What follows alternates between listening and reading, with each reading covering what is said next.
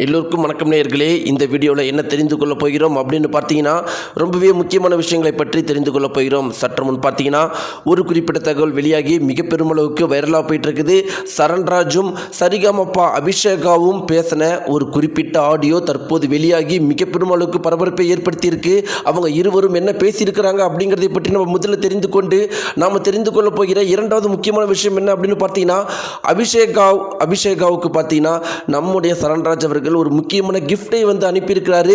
அதை பார்த்த உடனே அபிஷேகா அவர்கள் என்ன சொல்லியிருக்கிறாங்க, அது என்ன கிஃப்ட், இப்படி பல முக்கியமான விஷயங்களை பற்றி இந்த வீடியோவில் நம்ம தெரிந்து கொள்ள போகிறோம். நேயர்களே, வாங்க வீடியோக்குள்ள போகலாம். நீங்கள் நம்முடைய சேனலுக்கு புதியவராக இருந்தால் மறக்காமல் சப்ஸ்கிரைப் பண்ணுங்க.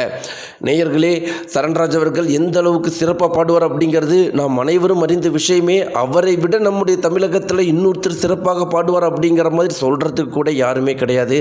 அந்த அளவுக்கு பார்த்தீங்கன்னா தன்னுடைய பாட்டால் பார்த்தீங்கன்னா மொத்த தமிழகத்தையே கட்டி போட்டார். எல்லாருமே என்ன நினச்சாங்க அப்படின்னா, கண்டிப்பாக இந்த முறை சரண்ராஜ் அவர்கள் தான் வெற்றி பெறுவார் அப்படின்னு நினச்சிக்கிட்டு இருக்கும்போது நிக்கில் அவர்கள் வெற்றி பெற்றுட்டாங்க.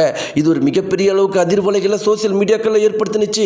எல்லாருமே இது எப்படி நடந்துச்சு, இதில் ஏதோ ஒரு ஏமாற்றத்தனம் இருக்குது அப்படின்னு கேள்வி கேட்டுட்டு இருக்கும்போது அதற்கு சரண்ராஜ் அவர்கள் நடுவில் என்ன சொன்னார் அப்படின்னு பார்த்தீங்கன்னா, நிக்கில் அவர்கள் கஷ்டப்பட்டு உழைச்சி இந்த வெற்றியை அடைஞ்சார், அவரை யாருமே தவறாக பேசாதீங்க அப்படிங்கிற மாதிரி ஒரு விஷயத்தை சொன்னார். அதிலிருந்து இன்னைக்கு வரைக்கும், இந்த நொடி வரைக்கும் ஒருத்தர் கூட நிக்கில் அவர்களுடைய வெற்றியை பற்றி தவறாக பேசினது கிடையாது.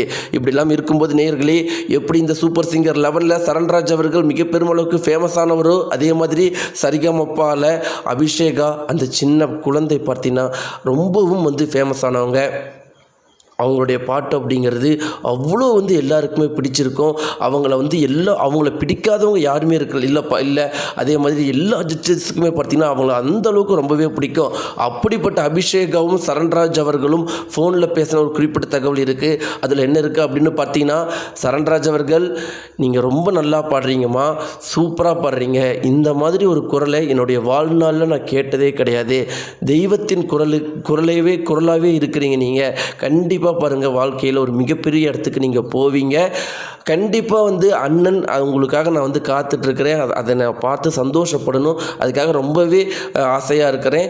இப்போ எப்படி பர்ஃபார்மன்ஸ் பண்ணுறீங்களோ அதே மாதிரி பண்ணுறீங்க அப்படிங்கிற மாதிரி சரண்ராஜ் அவர்கள் சொன்ன ஒரு குறிப்பிட்ட தகவல் மிக பெருமளவுக்கு வைரலாக போயிட்டுருக்குது. சரண்ராஜ் அவர்கள் சொன்னதோடு நில்லாமல் என்ன பண்ணியிருக்காரு அப்படின்னு பார்த்தீங்கன்னா, ஒரு குறிப்பிட்ட பரிசை அனுப்பியிருக்கிறாரு. அதாவது ரொம்பவும் ஒரு விலை மதிப்பு மிக்க ஒரு பரிசை அபிஷேகாவுக்கு அனுப்பியிருக்கிறாரு. அந்த பரிசை பார்த்த உடனே அபிஷேகா அவர்கள் கண்கள் கலங்கி போயிருக்கிறாங்க. அது என்ன அப்படின்னு பார்த்தீங்கன்னா, அபிஷேகாவுக்கு ரொம்ப பிடித்த பழைய காலத்து பாடல்கள் எல்லாமே அடங்கிய ஒரு சின்ன ஒரு கார் மாதிரி பார்த்தீங்கன்னா, ஒரு பென் டிரைவாக கார் மாதிரி குழந்தைங்க விளையாடுற மாதிரி ஒரு பென் டிரைவ். ஆனால் அதற்குள்ளே முழுக்க பாட்டுக்கள் தான். டைரெக்டாக ஹெட்ஃபோன் போட்டு அந்த பாட்டுக்கள் எல்லாமே கேட்டுக்கலாம். அப்படி ஒரு அழகான பொம்மையில் ஆனால் அதில் பாட்டும் கேட்டுக்கிற மாதிரி அந்த காலத்து இனிய பாடல்கள், சரண்ராஜாவுக்கு மிகவும் பிடித்த பாடல்கள், மிக பெருமளவுக்கு வெற்றி பெற்ற பாடல்கள், மிக பெருமளவுக்கு கடவுள் பக்திகள் நிறைந்த பாடல்கள் அப்படிங்கிற பல பாடல்கள் நிறைந்த ஒரு அழகான கார் போன்ற ஒரு கிஃப்டை சரண்ராஜ் அவர்கள் அபிஷேகா அவர்களுக்கு கொடுத்துருக்கிறாரு. இது இப்போ சமூக வலைத்தளங்களில் இந்த தகவல் மிக பெருமளவுக்கு வைரலாக போயிட்டுருக்கு.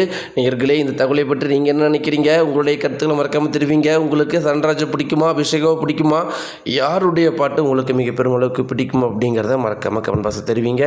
நன்றி.